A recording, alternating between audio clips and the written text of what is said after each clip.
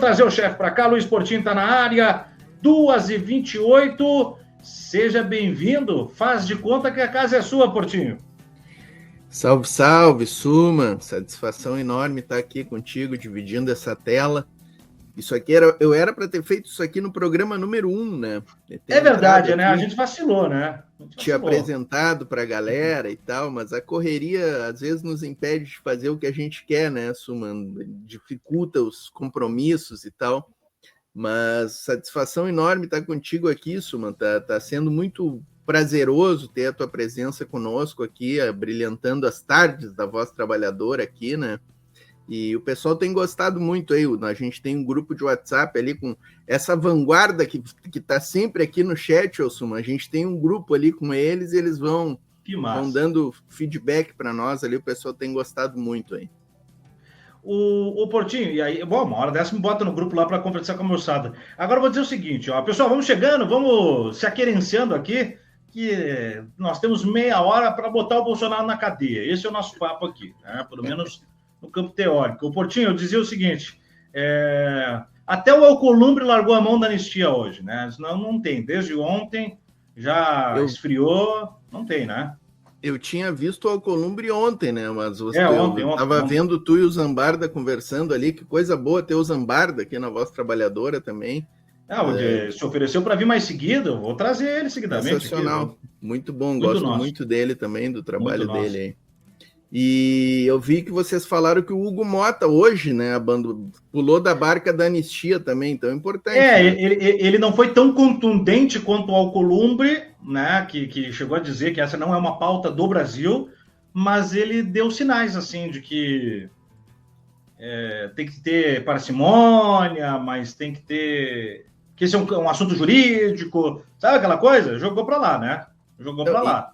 E esse é um personagem que vai nos dar muito o que falar ainda, né, Alcuma? O Hugo Mota, esse aí, porque esse cara aí é perigosíssimo, né? É um Arthur Lira, na minha visão, até pior, porque ele é jovem, ele é um cara ali que ele é tipo o Eduardo Leite aqui no Sul, sabe? Que os caras levam ele na tranquilidade, porque ele é bonitinho e tal, tem um discurso mais palatável do que o bolsonarismo, né? O cara não percebe a rasteira.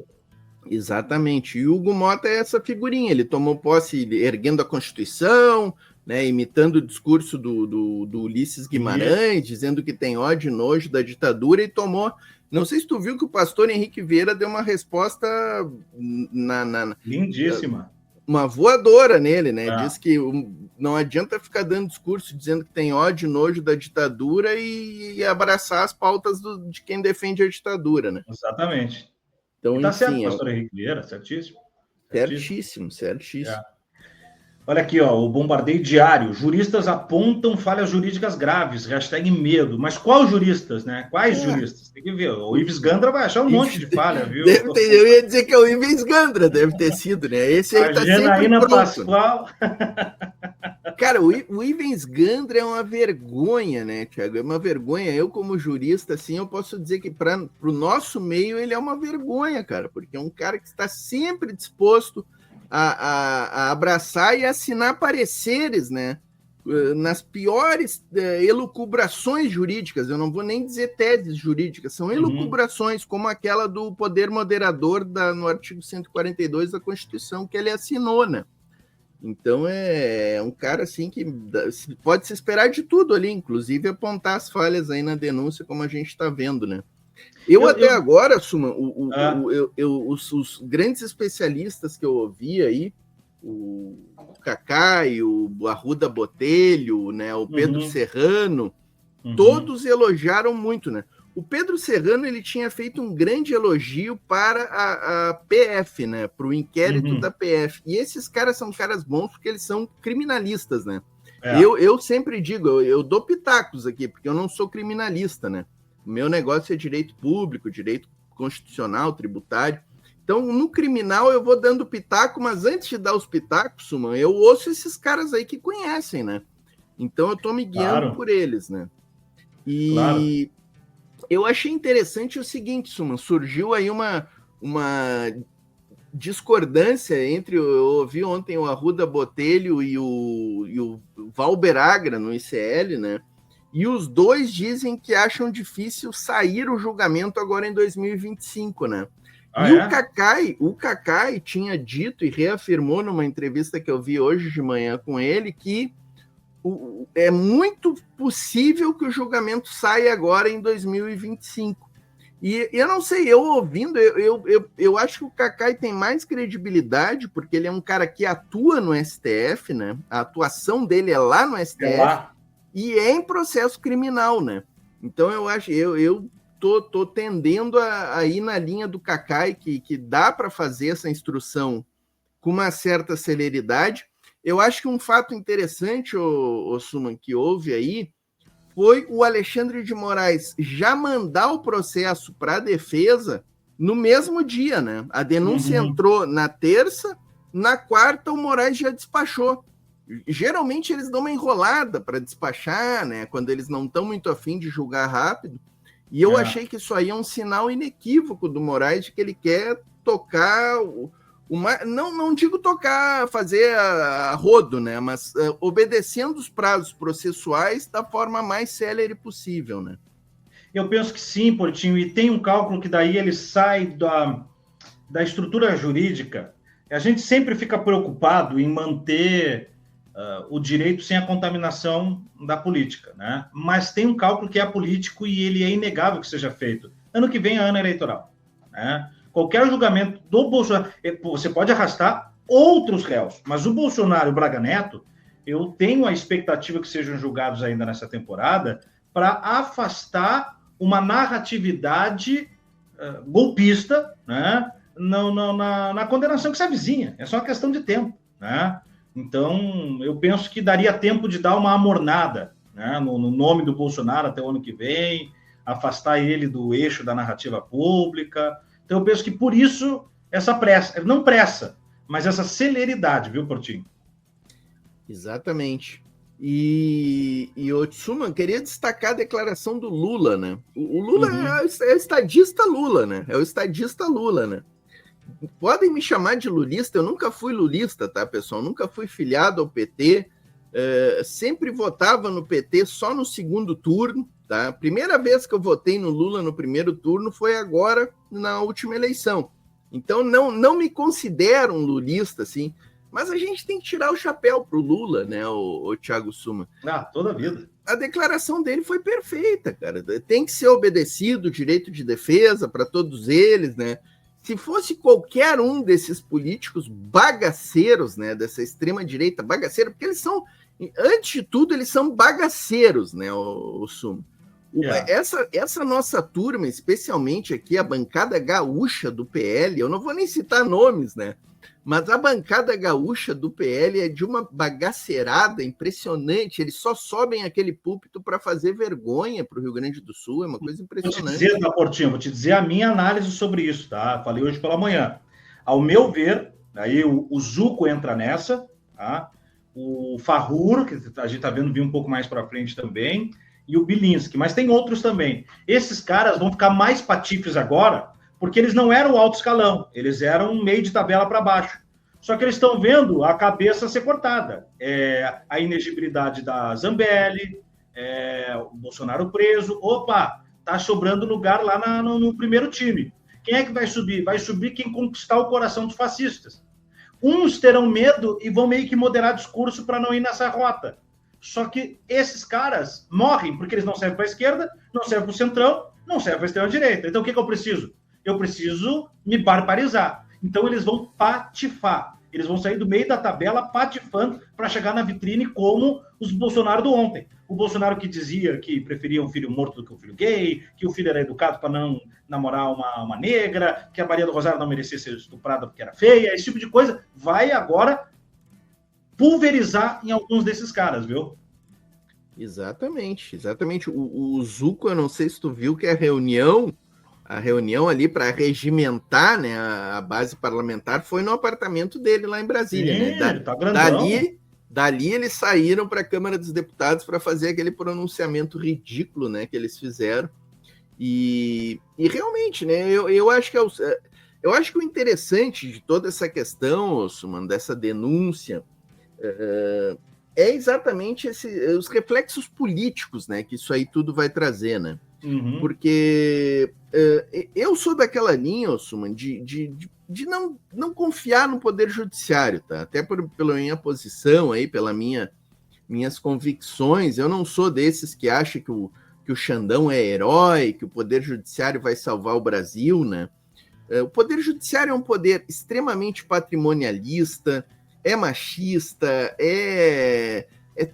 todos os preconceitos existem ali na maioria dos integrantes do Judiciário. É claro que a gente tem vários integrantes ali que são valorosos, são grandes magistrados, né? Mas infelizmente são a minoria, né?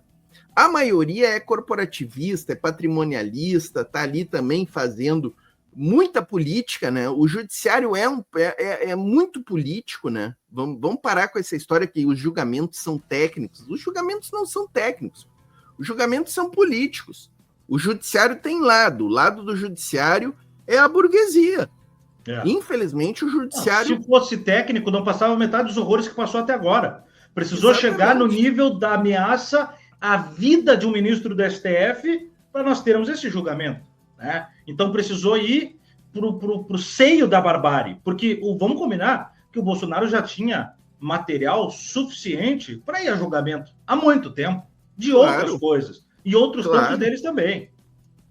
Foi exatamente isso que eu pensei lendo a denúncia, porque a denúncia vem lá dizendo que em 2020, 2021 já estava em curso o processo golpista. Então, por que o judiciário não agiu lá, o Ministério Público não agiu de lá, né? Augusto Aras, a gente lembra, mais político que o Augusto Aras, impossível, né? O cara que senta em cima de todos os inquéritos e só arquiva, ele é político, extremamente político, né? Então, assim, não tenho grandes confianças no judiciário, mas é como tu falou, a cabeça dele estava na guilhotina já. A extrema-direita, ela está se lixando para as instituições.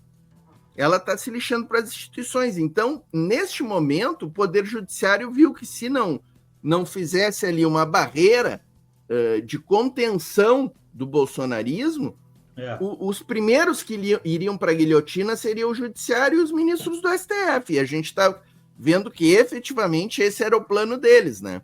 Eu vou botar uma vírgula aí, Portinho, uma reticência, que é o seguinte: se em 26 eles voltarem ao poder, vai ter ministro do STF preso. Eu já profetizei aqui. Vai ter ministro do STF preso, no mínimo caçado, porque vai passar no Congresso essa coisa de caçar ministro do STF, e para não dizer preso. Tá? Então, esse é o risco que hoje se tem do retorno desses caras aí. Com certeza. Então, nesse contexto aí, eu acho que dentro desse contexto de enfrentamento da extrema-direita, a gente tem sim que fazer, nós da esquerda, fazer essa defesa aí do judiciário. Eu acho que é importante a gente estar nessa trincheira momentaneamente, né?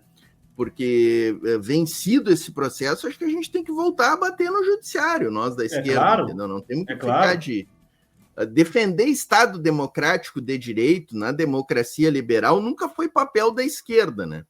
No atual momento, a gente está tendo que fazer esse papel aí, né? Pelo nível da barbárie.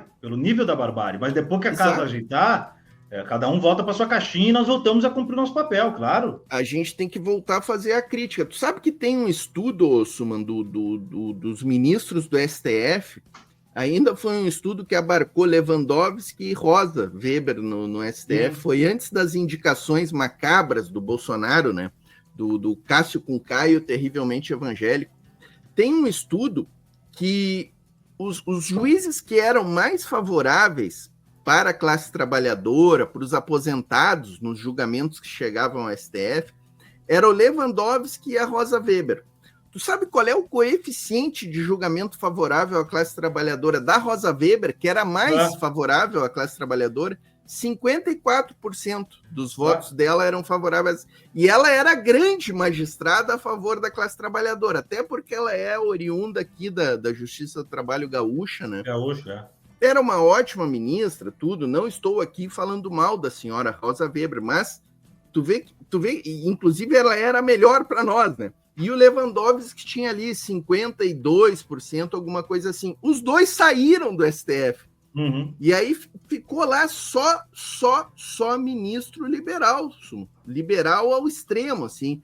Gilmar Mendes, Barroso, Fux, esses caras, eles vão pegar Cristiano ali uma causa... Zanin, tá? Que é quase um conservador. É quase um conservador.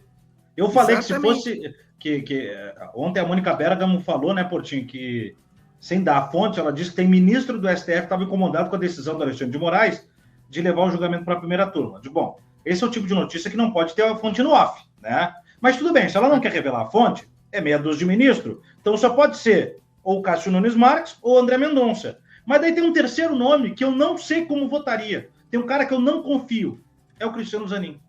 Tá? Eu não confio nas decisões do Cristiano Zanin. Exatamente. Os conservadores se animam com ele, então eu não confio nele. Exatamente. E infelizmente é uma indicação nossa, né, do governo do Lula, né? Os ministros da Dilma também são ruins para a classe trabalhadora, né? É um grande erro que o PT cometeu nestes anos todos e que o Lula continua cometendo, né? O Dino, eu acho que foi um ministro bom, ótimo ministro, vai ser bom para a classe trabalhadora. E enfim, por que eu estou trazendo isso? Só para o pessoal entender, né? Porque a maior parte das grandes causas chegam... Por exemplo, o que está no Supremo? Reforma trabalhista está lá no Supremo, está dentro de uma gaveta lá há alguns anos já, eles não julgam a inconstitucionalidade da reforma trabalhista. Reforma previdenciária está lá também. Só que a gente vai perder esses processos. Quando eles forem julgar, eles vão dizer... Aliás, já tem voto do Barroso dizendo que a reforma previdenciária é totalmente constitucional. E a trabalhista também. Então, a gente está nas mãos de um Supremo que é extremamente contra a classe trabalhadora, né? Mas nesse processo agora eu estou confiante, tá, Suma? Acho que nós vamos ter aí Acho que nós vamos ter um 5-0 aí na primeira turma. O Fux é o cara que eu acho que eu tenho alguma dúvida, mas eu acho que o Fux não vai se queimar. Eu penso que talvez a divergência de um Fux da vida, o Portinho, seja na dosiometria, mas não por absorção nem nada. Talvez na dosiometria. Mas mesmo assim, eu acho que esse jogo é jogado, tá? Eu não quero aqui vender uma confiança, sei lá, exagerada, mas é que é muita prova, é muita robustez para que não seja um 5-0. O que você achou do Dino presidindo a turma do STF que vai julgar?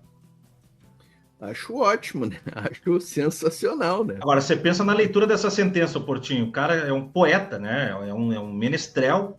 Numa conversa trivial, ele já é um cara que nos até emociona com alguns dos seus discursos, e a maior parte deles sem ser lido, né? Discursos, enfim, que ele solta.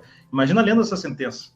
Isso vai ser histórico, bom, né? Demais, vai ser histórico e vai ser televisionado, né? Já está confirmado, a TV Justiça já confirmou, né? Porque as turmas não costumam ter julgamentos televisionados, né? O plenário é que tem sempre, mas já está confirmado aí o televisionamento desse julgamento, né? E eu acho que o Dino é o nome perfeito para esse momento histórico, né?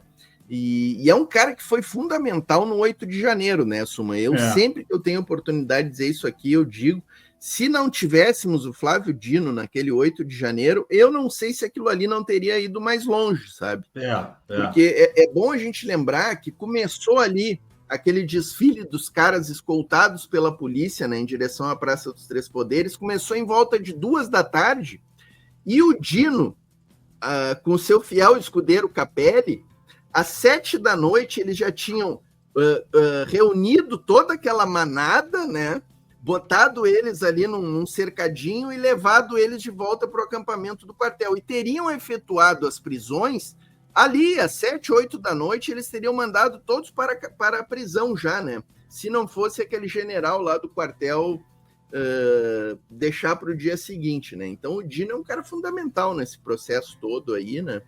E você lembrou de um cara que não pode ser esquecido. O Capelli foi um valente, tá? E continua sendo, inclusive, muito contundente nas críticas e na defesa não só da democracia, mas das intenções mais populares do governo. E é um cara que merece até mais protagonismo, tá? Na história da República que se avizinha em um processo eleitoral ou de cargo indicado lá para frente. Grande nome, Caco Capelli. Exatamente, foi um cara que mostrou um pulso firme, uma firmeza de ação ali naqueles momentos, foi o interventor no momento, ele pegou uma bomba, né, violenta, né, ser interventor ali, com toda uma PM golpista, né, para comandar e botar nos eixos de volta. Com o Múcio se lambendo para uma GLO. Né? Exatamente, né? E só que tu falou sobre a dosimetria, Suma, eu tenho visto aí muita gente falando em condenações por tantos anos. Eu não me arrisco a dar uma condenação, até porque, como eu falei, eu sou quase leigo no criminal, né? No direito criminal. Mas uma coisa eu tenho certeza, Suma. Os caras que estavam lá na Praça dos Três Poderes, que fizeram aquela quebradeira, levaram 17, 18 anos. Então, não pode pegar isso, né? Menos do que isso ele não vai pegar, Suma. Menos do que 20 anos ele não pega, com certeza. Eu, no grau da minha ignorância jurídica nesse sentido, eu sou a favor de uma pena perpétua, de boa, assim, bem tranquilo.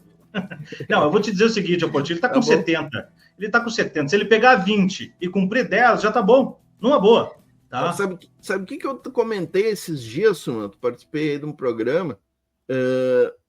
Eu sou assim, me considero abolicionista, tá, Suma? Em termos de direito penal, direito criminal. Então, acho que a gente tem que manter a coerência nesses momentos aí. Eu acho que o fundamental dessa questão toda é a condenação, não só do Bolsonaro, mas dessa turma toda. Exatamente. A forma como eles vão cumprir a pena, se eles forem cumprir em domiciliar, para mim, eu não estou preocupado, entendeu? Porque a condenação é que é o importante. Claro que seria importante que eles fossem para um chilindrozinho, né, para dar uma coisa mais simbólica, né? Porque sempre fica aquela questão, o cara está cumprindo a pena em casa, é impunidade, né? Mas, enfim, né? Mas, assim, eu sempre defendi que o presidente Lula preso ficasse numa situação de um ex-presidente, né? Então não pode ser diferente agora, né? Em que pese o presidente Lula não tem tentado golpe de Estado, né? Você tentou violar aquilo que lhe dá amparo de diferenciação na sociedade, né? Aquilo que te deu dignidade. Você tentou, enfim, matar isso. Isso seria o suficiente. Mas, ao mesmo passo, tudo bem, é um julgado excepcional, né? Não é um cidadão comum. A gente não pode... Claro que todo mundo está igual perante a lei e tal, mas tem a questão hierárquica do poder, né? E eles cumpriram o cargo mais alto da República no Executivo. Então, sendo militar, eu acho que vai para a prisão militar, não acho que vai para domiciliar, mas vai ter uma vida muito mais confortável em termos de encarcerado, vai. Mas é como você disse, a partir do momento que Dino lê, Bolsonaro está condenado por atentar contra a democracia, ali está sepultada a história do Bolsonaro. Ali, tudo aquilo que a gente falou lá na eleição do Lula, o Bolsonaro vai para a lata do lixo da história, a gente amassou a bolinha de papel, mas jogá-la na lixeira é na sentença que o Flávio Dino vai ler, independente de como ela será cumprida. Eu concordo com você. Ele e todos que estão na volta, né? É importante a gente não esquecer dessas figuras, né? General Heleno está denunciado. Braga Neto, Ramalho. O Braga Neto, que já está encarcerado, né? Embora ele esteja lá. Esses dias eu disse que o Braga Neto, na realidade, ele não é um detento ali. Eu acho que ele é o comandante daquele batalhão onde ele está preso, né? Porque ele tem uma patente. A patente dele é superior ao do general que é o líder lá do... E a gente conhece a hierarquia militar, como é que eles funcionam, né? Então, acho que o cara, mesmo preso, ele tem hierarquia lá. Mas, enfim, o Garnier está denunciado, que é uma figura-chave também, né? Eu estava vendo agora que nos áudios, esse que o Xandão liberou hoje da delação do Cid, tem uns áudios ali de conversas que o pessoal estava dizendo que o Bolsonaro estava errando ao reunir todos os chefes de Forças Armadas, que ele devia simplesmente pegar o Garnier, que já tinha colocado, inclusive, tanques à disposição, os kids pretos e a polícia do DF e tocar a ficha no golpe. Né? E os CACs, né? Juntar os CACs se fosse preciso, que é uma milícia, né? E vai embora, vai para a trincheira, né? E aí e aí também apareceu agora, né, quando caiu o sigilo, quem é que estava defendendo essa tese, né, Suma? a Michele Bolsonaro e o Eduardo Bolsonaro. Tu viu Mais essa? radicais do golpe. Eles eram os mais radicais na tese golpista, né? Aí, me estranha daí, por que não estão indiciados, né, Portinho? Se eles eram radicais na sugestão de golpe, também são golpistas.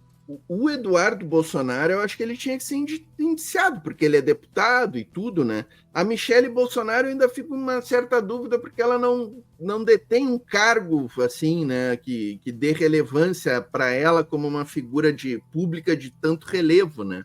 Mas o Eduardo Bolsonaro, por esposa do cara, né? Entra nesse lugar, assim. O Eduardo, para mim, sem dúvida, o Eduardo Bolsonaro tinha que ter denunciado com todas essas provas, esses elementos que vieram à tona, né?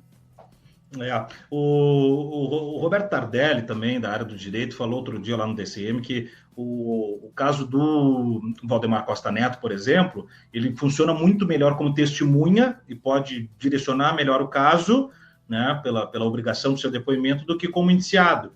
Mas ficam essas sensações. Talvez daqui a pouco vai usar o Eduardo, vai usar a Michele nesse lugar, né? Mas vamos lá. O cara queria dar o golpe também como pai. E ele pode ser o herdeiro do pai para ser o candidato à presidência numa senha ainda mais golpista, buscando talvez até tirar o pai da cadeia. E aí? Exatamente. E para a gente não esquecer que ele é um dos que lideram aquela fileira de parlamentares que vão aos Estados Unidos pedir sanções ao Brasil, né? E fazer articulações lá nos Estados Unidos contra a nossa democracia, né? Aliás, tá aí algo que eu não aceito, tá, Portinho? O cara é um deputado internacional, tá? Ele não é um deputado federal, ele não é um deputado estadual, ele não é um senador, ele não é um vereador. Ele é um deputado internacional. O cara passa mais tempo em aeroporto e em Washington do que em Brasília. Ah, mas parece... Outro dia o cara veio assim, não, mas parece que ele não pede o reembolso. Mas não é sobre isso. Ele está em horário. Agora são 5 para as 3 da tarde de uma quinta-feira. Era para o cara estar trabalhando. Mas não, ele está lá em Washington. E está desde segunda-feira. E ele está lá todo mês. E nós estamos financiando isso, pô. Então, ao meu ver, o cara tinha que ter um limite. Ó, você tem um limite de viagens que você pode fazer, justificada, para fora do país. Porque, afinal de contas, ele está lá representando o parlamento? Não. Ele está lá representando alguma política internacional? Não. Essa que é a grande questão. Eles estão lá pedindo sanções ao Brasil, Sumo. Inimigo da pátria, né? É traidor da pátria completo, né? É um negócio surreal que a gente tem testemunhado em relação a essa turma aí, né? E enfim, eu acho que deveria ter uma responsabilização também desse tipo de conduta que essa turma tá fazendo, né? Uma questão, Suman, tô vendo que o horário está se aproximando aqui, né? Mas o Zambarda tocou num ponto fundamental, né? E ele disse que ainda tem a ilusão de que a questão da Covid ainda entre na mira aí do Paulo Gonet, né? Ele disse que, até eu gostei que o Zambarda falou, quem sabe na saída do Gonet ele não deixa, naquele ato saída. Mas, cara, eu gostaria muito que acontecesse isso, né? Mas sabe que eu não tenho esperanças, Suman, porque... do cartão de vacina eu acredito, do genocídio não. Do cartão de vacina vai, do cartão de vacina vai. Mas tu sabe por que eu acho que eles não vão meter esse dedo nesse abelheiro aí da questão da Covid? Porque ali vai ter muita gente grande de empresários da indústria de medicamentos envolvido, então eu acho que eles não vão querer meter o dedo nesse abelheiro aí por causa disso, sabe, da Covid. Infelizmente vão ficar impunes os pazuelos da vida, né? E tem outros aspectos, Portinho. Eu confesso assim, eu gostaria de ver, é óbvio que sim, né? Até por uma justiça pessoal, né? Eu perdi gente na pandemia, perdi uma tia, uma semana antes de chegarem as vacinas para professores, ela sendo professora de escola pública e com comorbidade, uma mulher jovem que deixou 2 filhos, e ela poderia muito bem ter essa vacina se o Bolsonaro não estivesse negociando com a farmacêutica a miséria do preço lá. Bom, mas o que eu acho? Eu acho que é difícil, até porque não há uma jurisprudência para conseguir encontrar o argumento genocidário numa circunstância que nós nunca tínhamos vivido na nossa geração, né? Então, como é que ficariam os outros gestores públicos, outros governadores, como é que ficariam outros presidentes de outros países? Eu acho que seria um lugar muito difícil de transitar juridicamente. A inoperância, a ineficiência, o grau da criminalidade, mas ele ironizou as pessoas, mas mas tudo isso conseguir comprovar um grau de intenção para o genocídio de 700 mil pessoas, por mais que a gente saiba no íntimo que ele não estava ligando para essa gente, a intencionalidade é difícil de justificar, Portinho. Exatamente. Não, tu tem toda a razão. E até porque, né, se tu vai aprofundar a questão, o próprio Ministério Público foi conivente com tudo que aconteceu, ao não denunciar o Bolsonaro, o ministro da Saúde, deixou rolar. Então, teoricamente, também teriam que ir atrás do Augusto Aras e de outros que foram coniventes, né? Então, é uma questão muito complicada, né, do ponto de vista político, né? E aí a gente vê que realmente o judiciário é um poder extremamente político. Todas as decisões que eles tomam ali, eles medem bem as consequências políticas, né, Sum? É verdade. Muito bom. Portinho, subiu a trilha do final do programa. Sempre dando aquele climinha, né? Baita trilha. É boa para sexta-feira, o cara sentir que hashtag sextou, mas a gente tá num sextou desde terça, porque com a denúncia do Gonê, a semana ficou mais leve, né? Espero que vocês tenham gostado do programa, hoje com 2 convidados, Pedro Zambarda, Luiz Portinho aqui com a gente, a voz trabalhadora no pedaço, das 2 às 3 da tarde, você sabe, né? Tem o Giro de Notícias, com análises, informações, entrevistas especiais. Quem não deu like no vídeo ainda, não vai embora sem fazer. Quem não está inscrito no canal, se inscreva, é de graça. Estamos buscando os 400 mil inscritos. E ainda, quem puder, faz aquele pinguinho para não secar a esperança que esse espaço tem buscado. E ainda, mande as assinaturas e torne-se membro da Voz Trabalhadora. Hoje ficamos por aqui, Portinho. Amanhã, 2 da tarde, eu tô de volta. Tchau, Portinho. Tchau, pessoal. Valeu. Um abraço.